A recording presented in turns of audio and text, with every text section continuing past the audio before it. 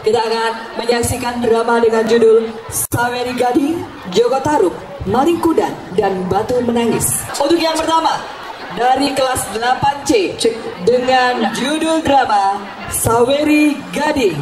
Dahulu kala, hiduplah seorang raja bernama Latiula. Ia dikaruniai dua anak kembar, yaitu seorang anak laki-laki bernama Saweri Gading dan seorang anak perempuan bernama Wetendriaba. Sesuai adat setempat, Saweri Gading dan Wetendriaba tidak bisa dibesarkan bersama, sehingga mereka tidak tahu bahwa mereka memiliki seorang saudara. Tahun berganti tahun, Saweri Gading dan Wetendriaba tumbuh dewasa. Suatu ketika, Saweri Gading sedang berjalan-jalan. Apakah kamu baik-baik saja? Ngomong-ngomong, siapa namamu, wahai gadis cantik? Apakah kamu mau mengenal lebih dekat lagi? Ya, saya mau, Tuan. Mari kita. Perkenalan mereka berlanjut hingga Saweri Gading berkeinginan menikahi Wetendriaba. Saweri Gading sepakat meminta restu pada orang tua Wetendriaba. Saweri Gading mengutarakan rasanya dengan tulus jika ia ingin menikahi Wetendriaba.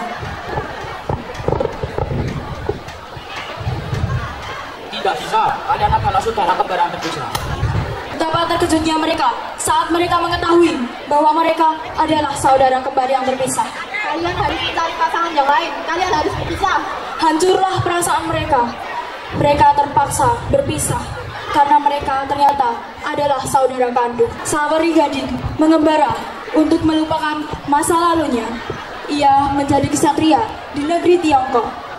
Ia juga bertemu seorang putri cantik asal Tiongkok. Ia bernama Cudai. Saweri Gading dan Cudai dikaruniai seorang anak bernama Lagaliko. Saweri Gading pun menjadi kapten yang luar biasa dan hidup bahagia bersama keluarganya. Inilah akhir dari kisah kamu. Terima kasih. Inilah dia drama cerita rakyat Joko Tarub. Dahulu kala hiduplah seorang pemuda tampan yang bernama Jaka Tarub. Ia tinggal bersama ibunya yang bernama Mutilah, sedangkan sang ayah sudah telah lama meninggal. Dahulu kala, Jaka Tarub dan ibunya memenuhi kebutuhan sehari-hari dengan bertani di sawah. Mbok Milah pun memanggil Jaka Tarub untuk istirahat bersama. Istirahat ya.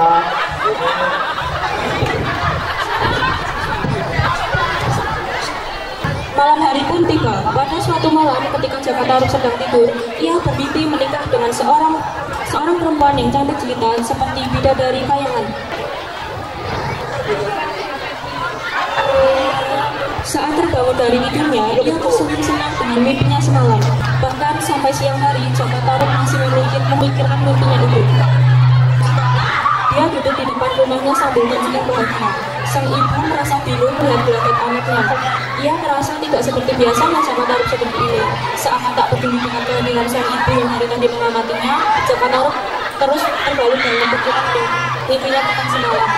Mbok Milah pun berpikir mungkin Jaka Tarub sedang memikirkan seorang perempuan dan ingin menikah.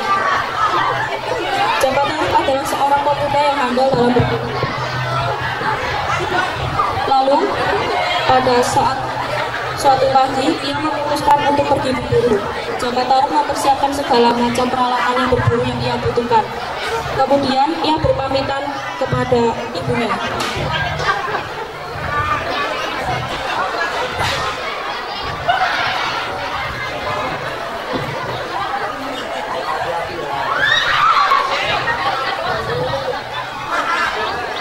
Jaka Tarub meluapkan emosinya karena merasa sangat kesal karena tidak mendapat hasil buruan.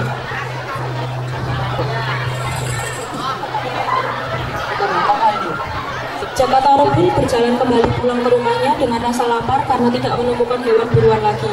Selain itu, ia juga tidak membawa bekal apapun. Saat Jaka Tarub sudah sampai di sekitar desa, dia dipanggil oleh warga dan diberitahu jika ibunya telah meninggal.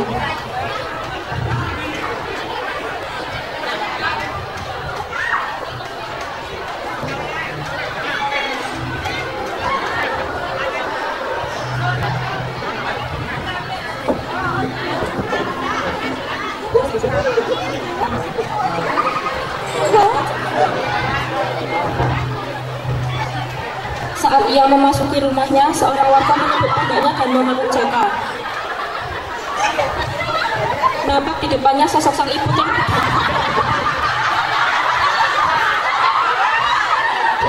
saat Jaka Tarub sudah seketika Jaka Tarub lemas, tangisnya mengisi ruangan. Ia merasa sangat kesepian karena kini ia hanya tinggal sendirian. Jaka Tarub merasa bersalah karena ia belum bisa membahagiakan sang ibu.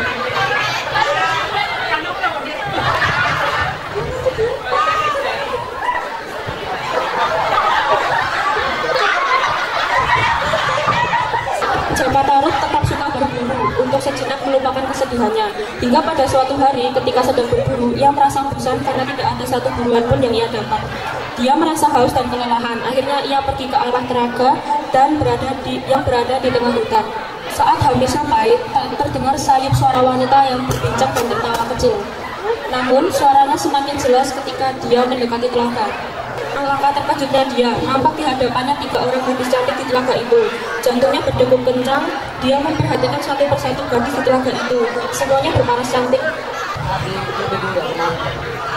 Jaka Tarub melihat tumpukan selendang di atas sebuah batu besar. Jaka Tarub berpikir, jika dia mengambil salah satunya, tentu di antara mereka tidak bisa kembali ke kayangan.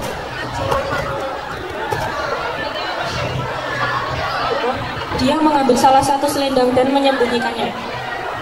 Sementara itu, ketika bidadari hendak kembali ke kayangan,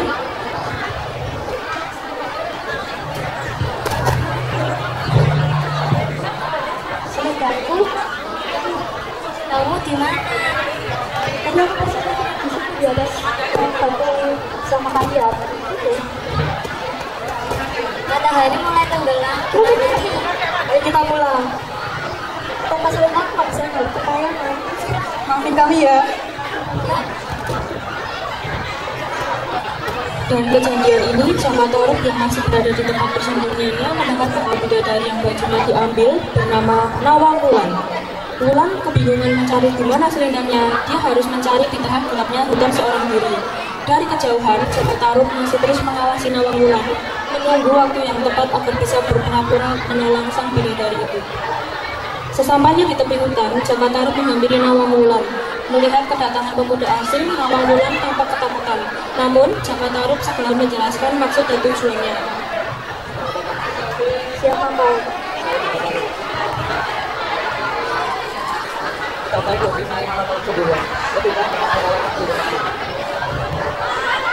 Mendengar niat baik itu, Nawang Wulan mau menerima ajakan Jaka Tarub. Setelah tinggal bersama beberapa waktu, tumbuh benih cinta di antara keduanya, hingga akhirnya mereka menikah.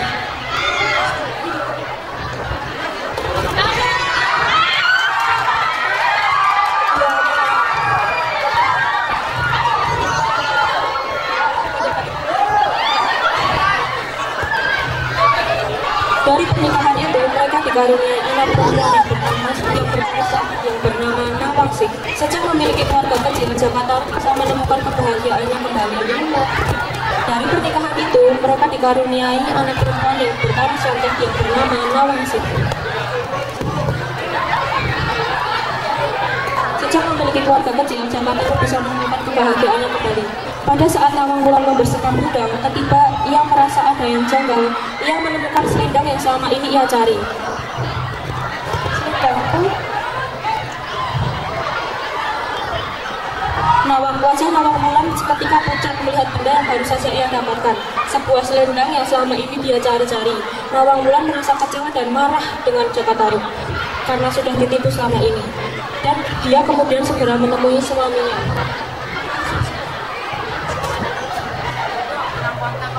Ternyata kau yang sudah mencuri selendangku.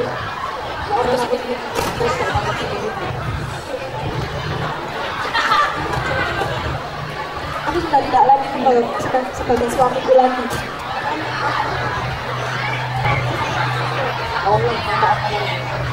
Kehidupan Jaka Tarub kini telah sirna. Kini dia hidup hanya berdua dengan bayi kecilnya. Wah, jangan tinggalkan aku. Terima kasih. Inilah dia penampilan berikutnya. Drama dengan judul Maling Kuda kelas 8H. Alkisah pinggir pantai hiduplah seorang ibu dan anak laki-lakinya yang bernama Malin Kundang. Sejak suaminya meninggal, Ibu Malin bekerja keras untuk menjadi tulang punggung keluarga.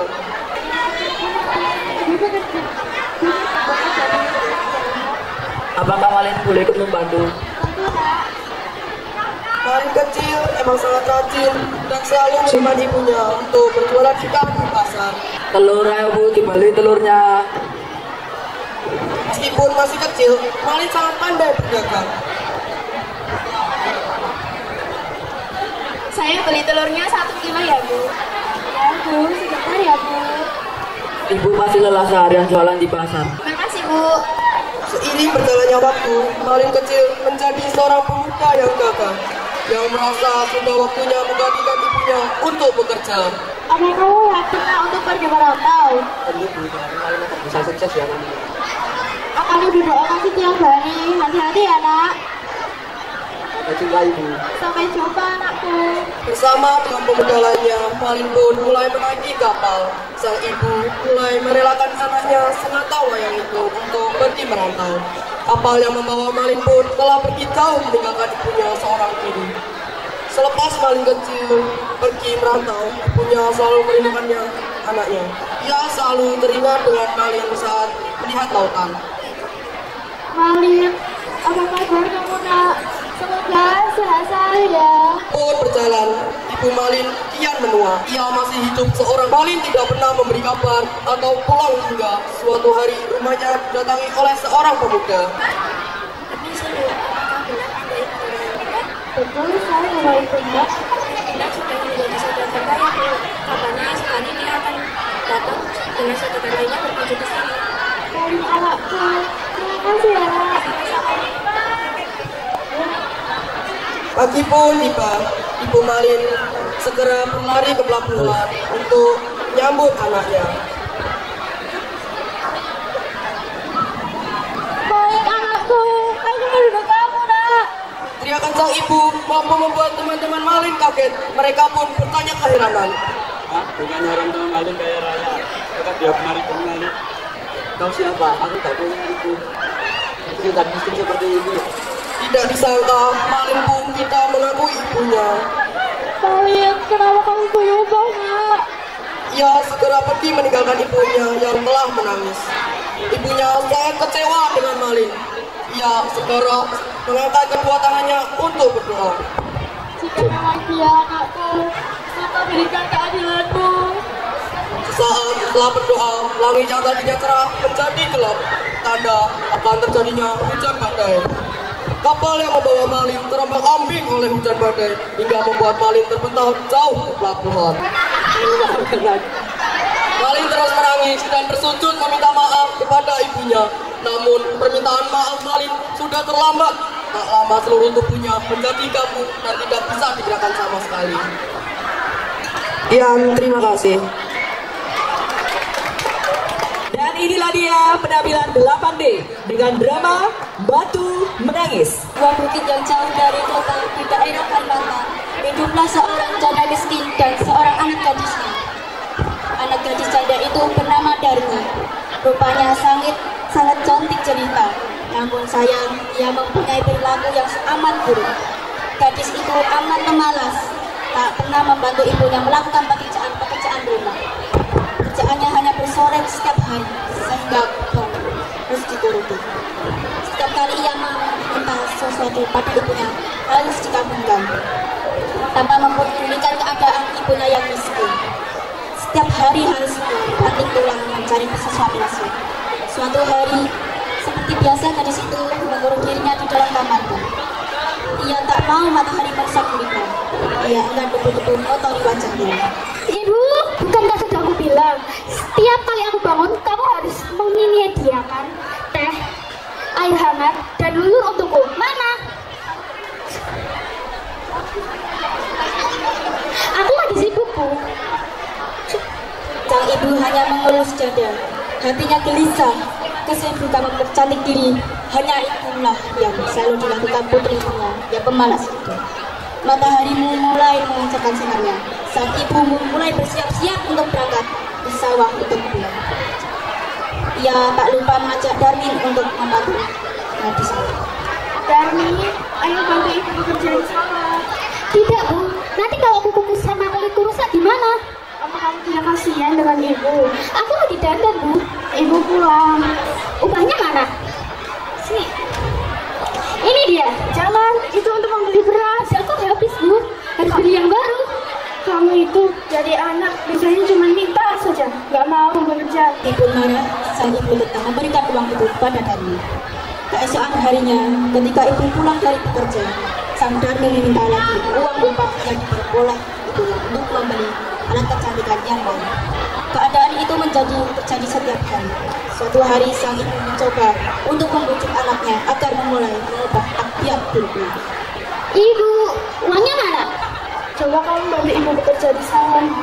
Alah si ibu. Ibu kan sudah tua. Jika ibu dipanggil oleh Tuhan, maka ibu tak khawatir lagi. Engkau bisa menjaga dirimu sendiri.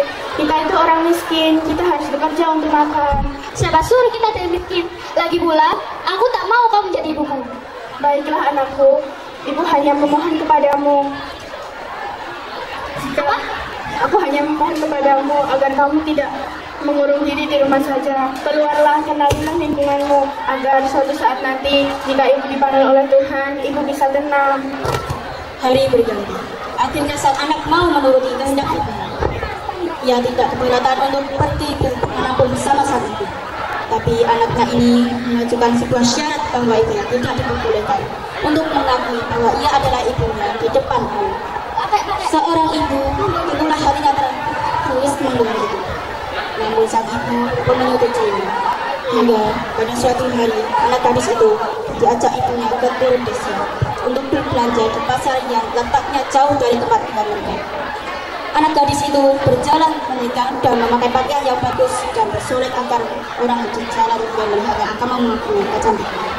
Ketika mereka mulai memasuki desa, orang-orang berusaha memandangi mereka. Terpesona untuk orang yang berbicara di belakang gadis itu. Sungguh kontras keadaannya. Hal ini membuat orang-orang bertanya-tanya. Coba lihat wanita itu, cantik sekali kan?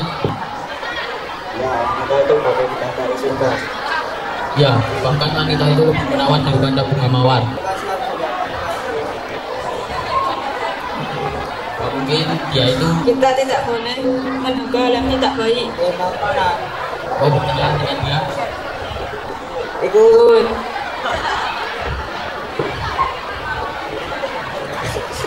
Mana? Siapa wanita di belakangmu itu? Apakah itu ibumu? Bukan, dia bedaku. Kamu tidak. Ayo Mani, apakah dia bukan ibumu? Sudah aku bilang dia ibuku. Nah, itu kasihan. Alangkah terlupanya sang ibu mendengar itu. Hatinya menangis dan ia benar-benar tak berdaya. Menahan sakit hati yang bisik dan memohon pada Tuhan. Akhirnya ibu berkata, Ya Tuhan, hamba tak kuat menahan hinaan ini. Anak kandung hamba begitu teganya mempermalukan diri hamba sedemikian rupa. Ya Tuhan, hukumlah anak durhaka ini, hukumlah dia. atas kekuasaan Tuhan Yang Maha Esa, perlahan-lahan tubuh gadis Tuhan itu pun menjadi batu. Perubahan itu mulai dari tadi.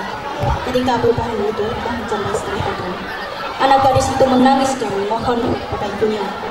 Ibu, ampunilah saya, ampunilah anak durhakamu ini, Bu. Maafkan ibu nak. Bu. Anak gadis itu terus menatap dan menangis memohon pada ibunya. Akan tetapi semuanya telah terlambat. Seluruh tubuh gadis itu akhirnya jadi batu. Sekalipun menjadi batu, namun orang dapat melihat bahwa kedua matanya masih mengeluarkan air mata. Seperti sedang menangis oleh karena itu, batu berasa dan gadis yang mendapat kutukan itu disebut batu menangis. Sekian dari kelas kami, terima kasih.